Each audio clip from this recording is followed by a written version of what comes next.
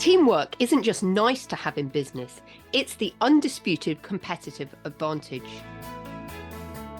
When your team members work as a unified force, your whole operation benefits through higher productivity, thriving creativity, and unstoppable momentum.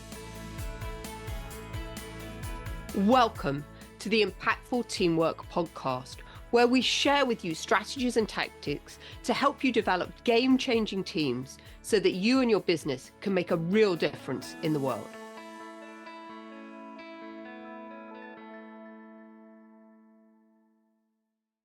Okay, so welcome back everyone to this week's edition of Impactful Teamwork. I'm Julia Felton, and again, this week I am delighted to bring you another host onto the show. And my guest today is Alfred Poor, and Alfred is a keynote speaker, a technology expert, but more importantly and more relevant for what we're going to be talking about today, he has a real passion for virtual meetings and how you can become more influential presenting online. And as we all know, more and more of the world is moving to a virtual reality in some ways, everything happening online. So I thought it would be great to get his insights for you, because as a CEO of a scaling business or as a department head, somebody leading teams, you're interacting with people a lot of times online, on Zoom, on Teams, or other platforms do exist. So I thought it would be great to get you some skills there. So Alfred, welcome to Impactful Teamwork. Super happy to have you here today. Thank you so much. It's such a pleasure. And you're absolutely right. One of the points that I like to make is that if I had to come to your studio to do this interview, it probably wouldn't happen. Probably not. No, we're other sides of the world, everybody. Alfred is over in the US, and I'm here in England. There's some water between us. So. Yeah. Anyway, but I've spent a lot of time in the last couple of years. I've discovered that I have a particular passion for helping founders of startups with how they come across online, because more and more they're making their pitches online to investors and partners and potential customers and clients. And if it doesn't land, that can be the end of the dream. Absolutely. It's important. And there's a lot to unpack about how you can come across better. But I think the place to start is to think about how intentional you are about how you come across. And I blame the pandemic for where we are right now.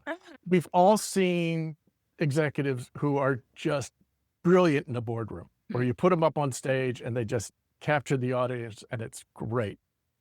And you put them on a Zoom call and it looks like they've joined witness protection.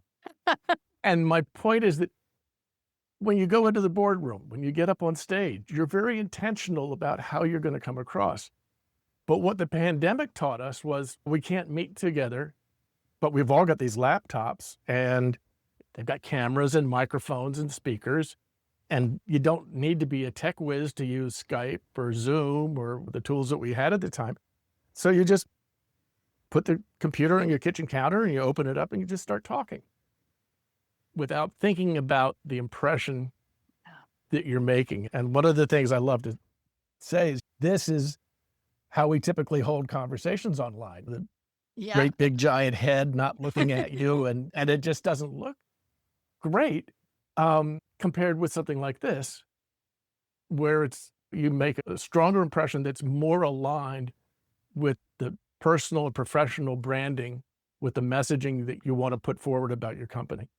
Yeah, I love that, because I'm sure like you, like me, obviously this is where you've got into that. You have been on those horror like Teams, Zooms, online calls, and either people have been totally disengaged, or they've been looking at you down their nose, or you're looking up their nose, or they've got so much happening in the background. You're so distracted. I know my friend she's very sensory and very aware, and she just gets drawn to what's in people's background and doesn't even pay attention to anything they say. She can tell you afterwards, oh yeah, they had all of these books, and she's more worried about the books they've got on their bookshelf and what they are all standing for rather than listening to what people are saying. And before we dig into some of the specifics about how we can help people have more influence online, let's just put a little bit of context around why this is so important. You got the 75% solution there on your screen. So I know you were sharing some stats with me about that before the show. So let's just help the listeners understand about why this is so important right now, that people get focused on how they show up online with their teams, like you say, with investors, with customers, with all the different stakeholders we work with? Exactly. And so I call my video consulting service. I'm working with executives at all levels to help them make a better impression. I call it the 75% solution. And the title comes from a report from Gartner, who did a study, and they predicted that 75% of all business meetings in the US will be happening online. Wow. And now that's internal and external meetings. And I know for some of us, like me, it's 95% or higher. It's convenient. It's time efficient. It's cost effective. There's so many reasons why it is just so easy to do. Video meetings are the new telephone. And it's great because you can show things, you can be present, and you get a lot of that nonverbal signaling that goes on that makes conversations so important. The problem is, as we were talking about, if you and I were talking in person, face to face, and I was so close to you, my head was giant. And if I was looking down at the floor, you would probably think, there's something a little bit off with this guy. Right? Yeah. Bit rude. And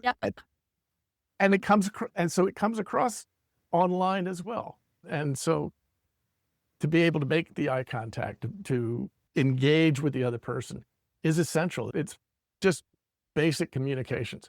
And it's not complicated. It all boils down to just 3 important goals. You need to be seen, you need to be heard, and as you were talking about your friend, you need to minimize distractions. And I'll point out that this is not unique to online. We've all been to business conferences in some giant ballroom, and they've got the speakers set off on the side of the stage behind a podium in the shadows. You can't see them. Yeah. And the sound system was probably borrowed from some airline terminal. And then, there's people selling stuff in the back of the room. And so those conversations are going on. And it's not an effective way to communicate. But it's just that, like I said, with COVID and taking advantage of the technology that was readily available, we weren't as intentional about how we used it as we might be on stage or in a conference room. Be seen, be heard, and minimize distractions. Yeah. And I think the thing was about COVID, wasn't it? We came very reactionary because all of a sudden we had to go to this. And I remember when I was in the corporate world and everyone was going, online meetings are going to stop global travel and things like this because people would have. And yeah, we'd started pre-COVID to have a little bit, but it was really quite sporadic. And I remember sitting in conference rooms in central London and not great bandwidth, and they didn't work very well. And then all of a sudden COVID hit and we all have to move online. So nobody had any training, for want of a better word, in how to do it. And you talked at the beginning there about intentionality. Nobody was intentional because everyone was just reacting, going, oh, God, we're all like deers in a headlight with COVID going on. And then all of a sudden we threw people online and people were then, many people for the first time on video, right? And people like, God, that's what I look like. That's so horrific. All that kind of stuff that went on for people. So let's talk a little bit about, I love this, be seen, be heard, and minimize the disruption. So perhaps you could take each of those in turns and give us a few tips on how you do that and what works really well in your experience. Absolutely. The first thing I want to mention is that I actually have been doing virtual for 8 or 9 years. I was producing my own webinars. I produced events for other people, 3-day speaker summit for other speakers, put on a series of online trade shows for consumer electronics companies. So I've been involved in this before, as you say, we all got forced to do it.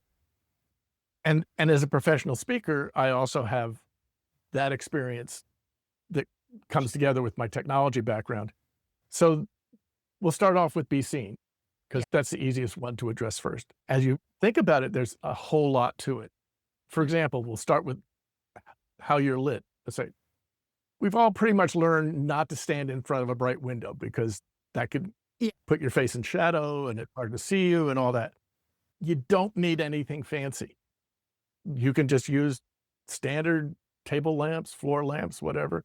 The key thing you want to make sure is that they don't have a colored shade or something on them. You want just a plain white shade as much as you can. You can just use standard household LED lights. I recommend that you get the daylight temperature. It's a higher temperature, it's a bluer light, as opposed to the warmer lights that you can get, which are more like a candlelight. I find that yellowish tinge really isn't flattering for most people. So that bluer light that you get with daylight is a better thing. Get the brightest bulbs that you can, because it's easy to deal with too much light, but it's really hard to deal with not enough. Yeah. You get a much better image quality when you have a lot of light. Now, a lot of people go for the ring lights, which are very convenient. They're now LED, you can get them, and almost all of them have a setting so you can change the color, so you can get a daylight color setting. And the cool thing about ring lights is that they're designed so you can put your camera so it looks right through it and the light shines you, which you should never do. Okay. And right. Okay. That's and why. the reason for that is when you have the light straight in front of you, it lights your face evenly and it goes flat. You lose all the dynamic highlights that you get in the face. So you'll notice for me, I have more light coming from this side than this side. And that helps bring out the contours of my face. I have another light to fill in so I don't have any dark shadows on the side. But so 2 lights set apart can work really well. If you're using a ring light, that's fine.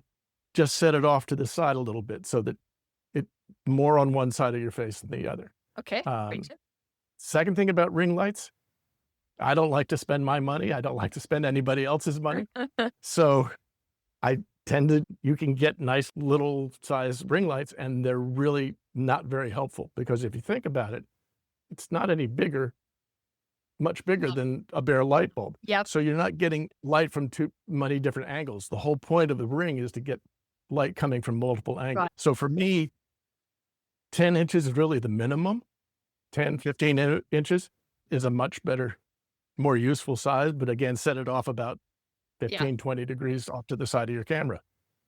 Third thing about ring lights is there's a whole class of people who should never use them. Okay. Who are those? And you and I are in it. Okay. Have you been on a call where you see the bright little white Cheerios reflected in the glasses? If you're wearing glasses, that ring light can reflect in your glasses. And goal number 3, minimize distractions. I don't know about you, but I find that extremely distracting. And so if you have glasses, I recommend you just get floor lamps, table lamps, whatever, and get them off to the side. You'll see that if I turn this way or this way, you can see the bright lights reflected in my lenses, but they're off enough to the side so that it doesn't reflect. It's so funny you say that, actually, because as you were talking, that's one of the questions I was going to ask you, because I'm looking at your glasses going, he doesn't have any reflection on those. And I'm like, I'm not looking at mine. Talk about getting distracted by content. I'm going, although I've not got a ring light, but I do have a big kind of strip lamp up here. But interesting. And if it's high enough, as long as you don't look up too much, and a momentary reflection isn't going to throw people off, but it's that steady reflection that's going to be distracting. If you want to go better, it really doesn't cost a lot. I'm actually using what they call light boxes. They're a stand with a bunch of light bulbs, and then it's got a fabric box with a diffusing white cover in the front. And you can get 2 of these from Amazon here in the US, $100 for 2 of them. It's not a big investment, but so lighting is important. Now, a lot of people will go with sitting in front of a bright window, which is nice because that gives you a nice diffused light. The problem is you can't count on that. No. What if it's nighttime? Because working around the world, you talk to people all over the place. What if the clouds roll in?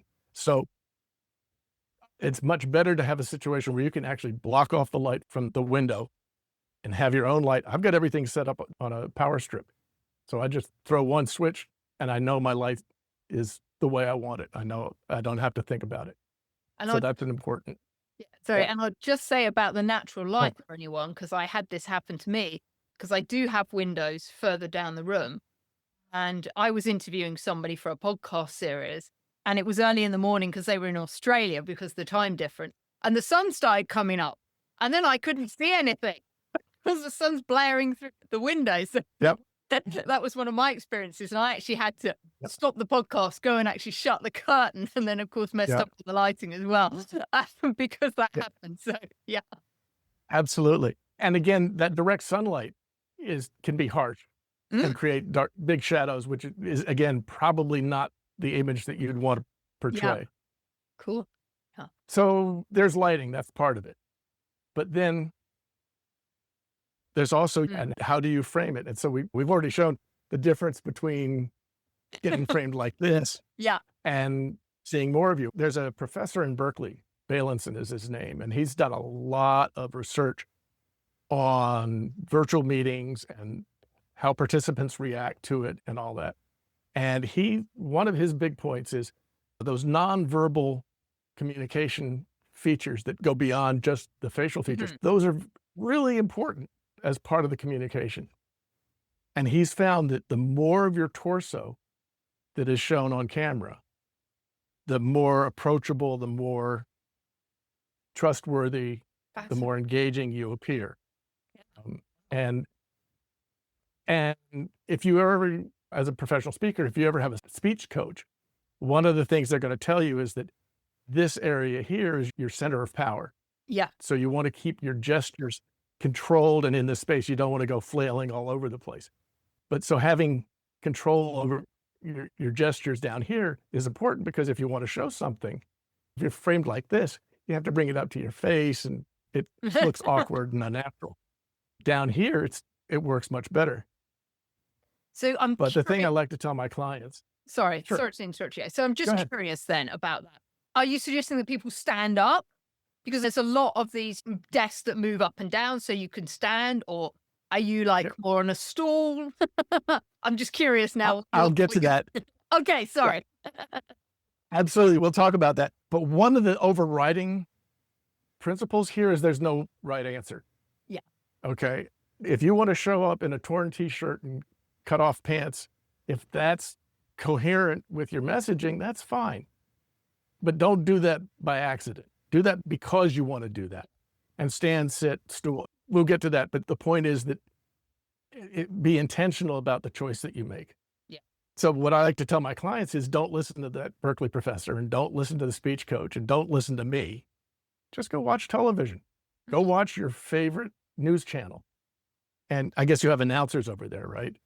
Or are they presenters? I know the terms change. Usually, I think you probably use presenter, really. Okay. So just look at how they and their guests are framed. You're going to see there'll be a little bit of space between them and the top of their head. You don't want to, they're not a little old person driving the car, barely looking over the dashboard. And then you're going to see them framed somewhere between the bottom of the rib cage and the top of the belt.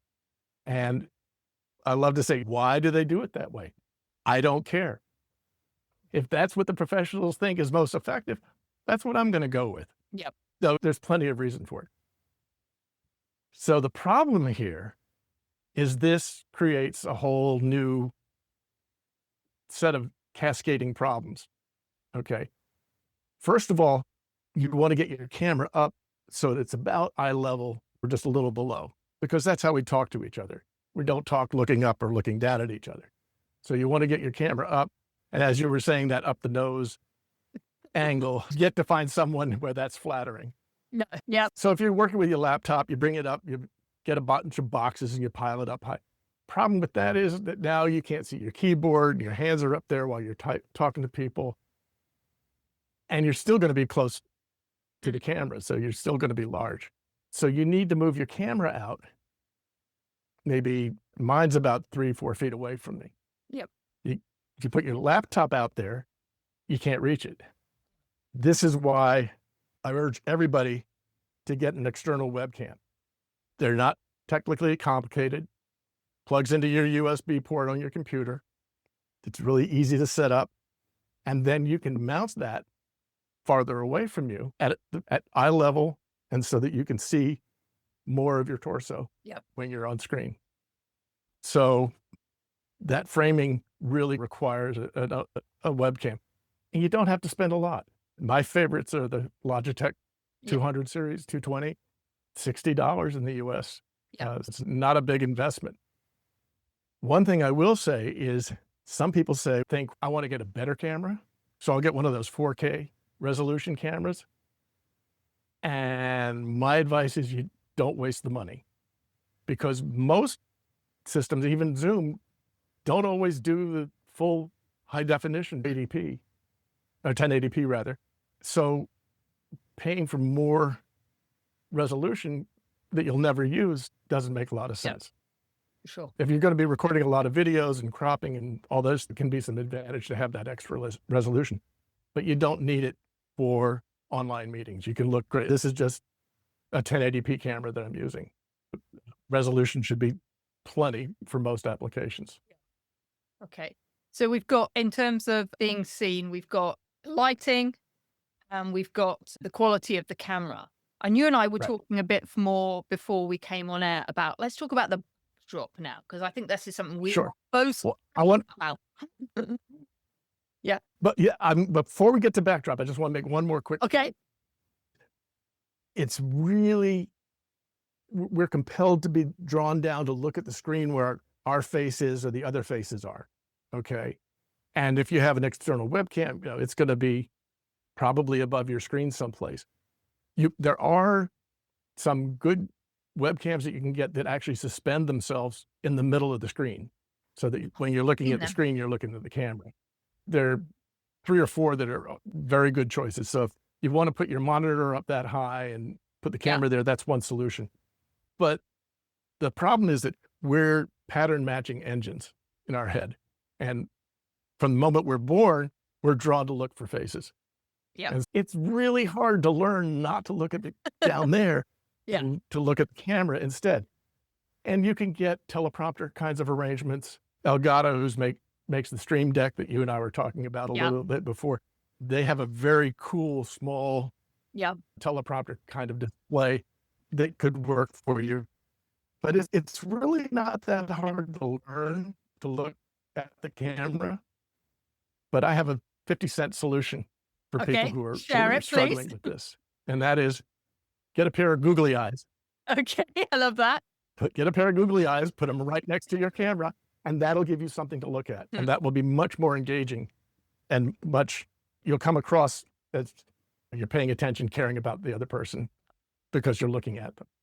So we can go to distractions, and absolutely virtual backgrounds is a part of that. I have a saying that friends don't let friends use Zoom virtual background or Teams or Google Meet.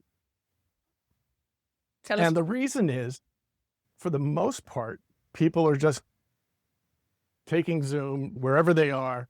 They don't have any special equipment, and either they'll turn on a virtual background or they'll just blur their background, which can be just as bad. Okay. And so when your hands appear, they get webbed. Looks like you've got web fingers because it all blurs. And people, obviously I don't have this problem, but people with longer hair, when they move around, it swirls. It looks like they've gone to Waterworld. And sometimes you'll see parts of their chair appear or disappear, or their hand will be disconnected from their clothing, and that's all really distracting. Yeah. And it's not just distracting, but is that the level of professional image that you would choose to make if you were intentional about it? And so for me, go ahead. Go on. No, I was just saying, we were talking as well, because it's one of my pet peeves of these virtual backgrounds, because I just can't take anyone seriously where they keep disappearing in and out. And I think it really breaks trust in a relationship. One of the things that, all the listeners will know is that we're really passionate about how do we build trust and trust-based relationships here on the podcast. So that's one of mine. I'm like, if you can't show up authentically as you, then why should I trust you? Because I don't know what else is a bit shady in the background going on. And if you haven't thought about how you're coming across, what else haven't you thought about? Yeah. What else, just how well planned out it is your business. So trust takes forever to build and a moment to tear down. And it's like a tissue. It's just so easy to tear it. Absolutely. I'm right in agreement with you on the trust side. So what do? I find that a blank white wall behind you is going to be better than any simple virtual background that you're gonna put up. You can make virtual backgrounds work well, as some people have probably already figured out. I've got a virtual background here. I can easily move to my library if I want to go someplace else and have a different kind of tone. But in order to do this, I have a green screen, Okay. fabric behind me. I have a desktop computer with a big solid state hard drive. I have a big NVIDIA graphics coprocessor card in there. So I'm using a bunch of different software before Zoom so that I have total control over all this. I can make things appear and disappear. If you're intentional about it, if you put in the work and prepare it, you can use virtual backgrounds effectively, but you don't need to. And I will share with your listeners my $30 solution to virtual Please. backgrounds. Yep. And that is, you just go on Amazon and search for photographic backdrops, and you'll find brick walls and bookshelves and weathered boards and garden scenes and just all kinds of stuff. And then you just go get one of those rolling coat racks, put that behind you, clip this fabric backdrop to you. The backdrop will be in focus, won't be blurry, and you'll look good in front of it. And if you want to put your branding on, if you've got a sticker with your company logo on, you can stick that on there and it'll look good. So $20, $30. It's a much better solution than a Zoom or Teams virtual background is going to give you. Yeah. Cool.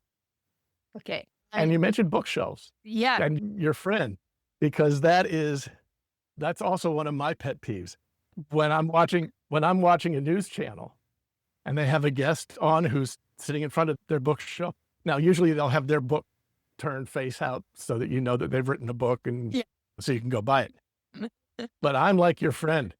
I start reading the spines and think, okay, what are their political leanings? Who are they influenced by? So when I actually put this together, this is just a stock photo. I had to go into Photoshop and blur this 3 times. Right. It's just so you wouldn't be tempted to try to read the titles. Now, as it turns out, for most people, it wouldn't do them much good because they're all in Spanish. But that's a whole other deal. But yeah, so if you're going to have a bookshelf behind you, make sure that it's not a distraction in itself. Yeah, great tip. Do that carefully. And don't do what a good friend of mine did, where he had a couple empty beer cans sitting on the shelves as well. Unless that's part of the image that you want to put forth. Yeah, and I think that's the thing that people forget, isn't it? It's sometimes we just hop on a call and you forget what's in the background. Like your friend with his beer cans, and you're like, oh my gosh, what does that say about me, my brand? How many times have you seen somebody phone in from a hotel bedroom and the unmade bed is in the background? It's like, you could be have it, arrange it almost any different way. Pull the curtains, sit with your back to the curtains. Anything would be better than that. But again, not intentional. Yeah. So, and so what about listening, the other of the attributes there? So we talked a bit about being heard. Sorry, being heard. Yeah. So be seen, be heard, minimize distractions. Yeah. So the microphones in your laptop generally they'll get the job done, but the setting where you are makes a big difference. And there are different kinds of microphones that you can use that have different characteristics. In general, you want to be able to use a microphone that's only going to listen to you and not sounds coming from around you. If you're working from a base, if you're working in an office or something like that, one of my favorite solutions, and I've used this for many years, this is the Yeti microphone from Blue. So the Blue Yeti, it's USB. You just plug it into your computer. It just works. But the beauty of it is has settings, and one of the settings you can choose is called the cardioid, is the most sensitive in this direction, but as you go around this way, it doesn't pay any attention to what sounds that are coming from this side. And so this is a great solution, and it's very sensitive, but it's also very good at rejecting most room noise. If you use a microphone that doesn't reject the room noise, you can have problems. Think about doing a recording in a bathroom. Yeah. Where it's all tiles and hard surfaces, and you get all these reflections and noises. And that can be really distracting and make it hard to hear. Again, that airport terminal sound system has that problem. It's all muddled and difficult to hear. And the point to make here is this is not just aesthetics. If you can't be seen, if you can't be heard, if there are distractions, people are going to have to work harder to listen to you. They're going to have to work harder to hear what your point is, what you're trying to communicate. And if it's too tiring, they're going to quit and start checking their email or whatever. These aren't just nice to haves. These are fundamentally important things. So I prefer, some people, it's on brand to have a great big old fancy microphone sticking in the frame, and that's fine. I prefer to have as little between me and the person I'm talking to as possible. Yeah. Okay. And so that's why I now use a lavalier mic, which it's visible, but it's not in your face. It's not intrusive. I couldn't use that in this space for a long time because I've got an angled ceiling. I've got some very hard walls around. It's a stone wall behind me. And I ended up having to do some sound control with the room, put up some sound deadening panels to do it. But now with that, I think I come across pretty clearly, should have pretty good sound quality. Excellent, and so I'm not getting that echo that I had before I put up these other things. So you just have to be thoughtful about that. You don't have to necessarily go with sound panels. You bring in more cushions, more carpeting, thicker drapes. All those can help soften a hard room.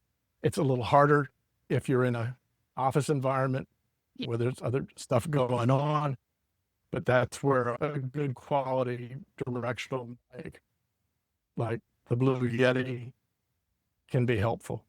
But so, thinking about sound quality and experiment a little bit. Get somebody else on the line and say, does this sound better than that? How does this sound?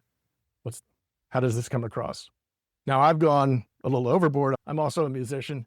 I play bluegrass.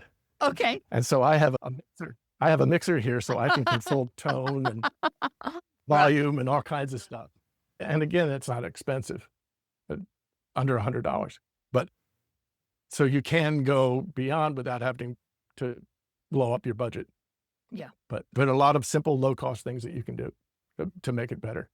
And I think it's so important for people to recognize, we all acknowledge that there's a lot of people working at home that don't have the luxury of having a large space, a dedicated office. And I think what you've been sharing, Alfred, is that there are economical ways that we can do this with things that can be a bit portable, a movable backdrop, in order to make these things happen. But I really take on board everything you're saying, that as a business owner and a business leader, we need to show up and be credible with others if we are going to be able to influence them, whether this is a team member that we want to get to do something, take on a project, or we're having to deliver a piece of performance feedback to them, whether it's an investor that we wanted to get to the business, whether it's a client or a prospect we're selling to them.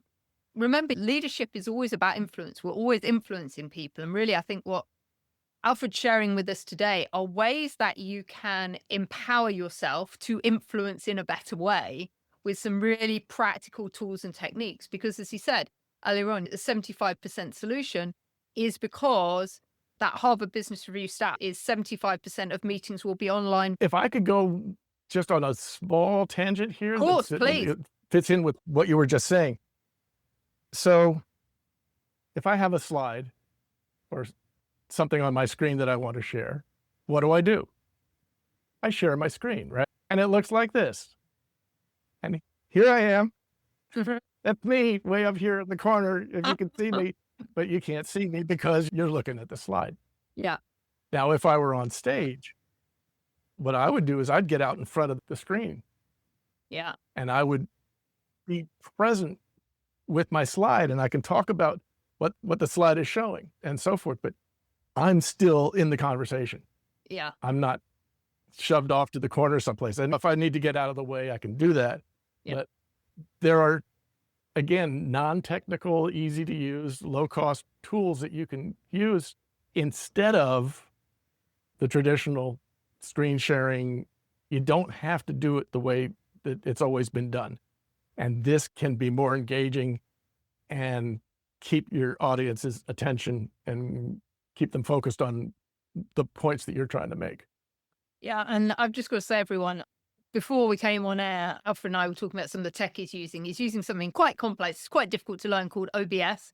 But there's a Philip Navadi inside the show. I'm a student of his, and I'm working at the moment on all of these things to do. It needs a bit of navigation, it needs a bit of time and energy. I'm just very conscious that as a presenter delivering training, I'm really conscious that I want it to be as engaging and interactive as possible for my students, people that are listening to me. I've still got a ways to go. Tomorrow, actually, I have my monthly Teamship teaching that I do once a month. And I've been trying to work on how do I get my iPad connected to do iPad drawings and stuff like that. So there is so much that we can do. And it's a big spectrum, right? And some people, you're very technology focused. I can get into that space and geek out on it when I need to at one end. But there's lots of simpler things like we've been showing today that everyone can implement in their business to give them that more impact with people, which is what's really important. And Philippe has excellent stuff about using OBS Studio and Stream Deck and all those tools. There are also wonderful tutorials available on YouTube. Yeah. Hundreds of them.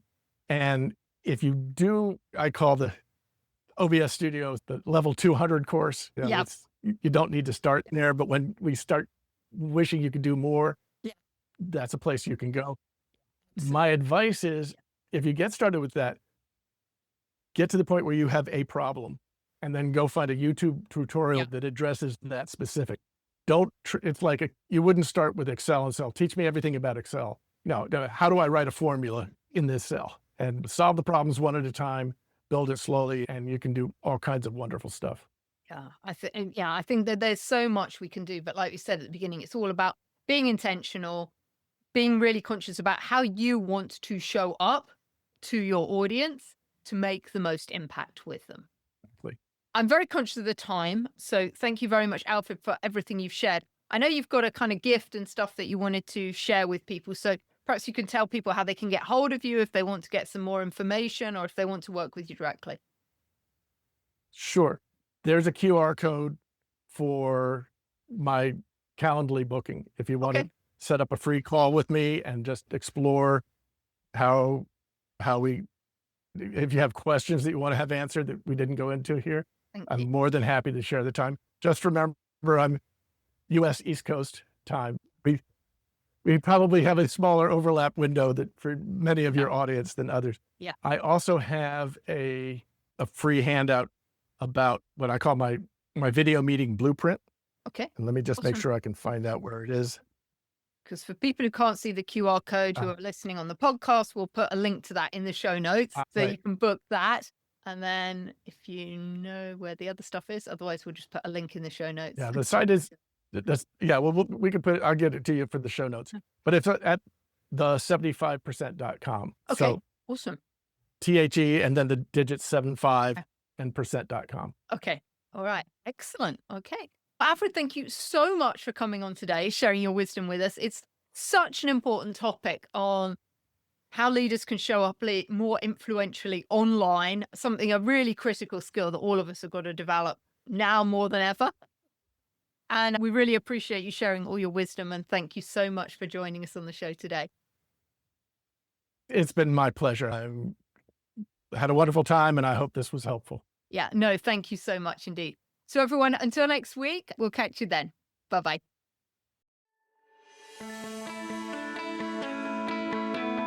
Thanks for listening to the Impactful Teamwork Podcast. Please stay tuned for future episodes and do subscribe wherever you get your podcasts. If you've enjoyed this episode, please leave a rating on your favorite platform. Recommendations are essential for attracting new listeners. Please follow us on social media at Julia Felton and at Business Horsepower. And if there are any topics you'd like us to cover on future episodes, please do let me know. Remember, you and your team are always making an impact. What impact will you make today?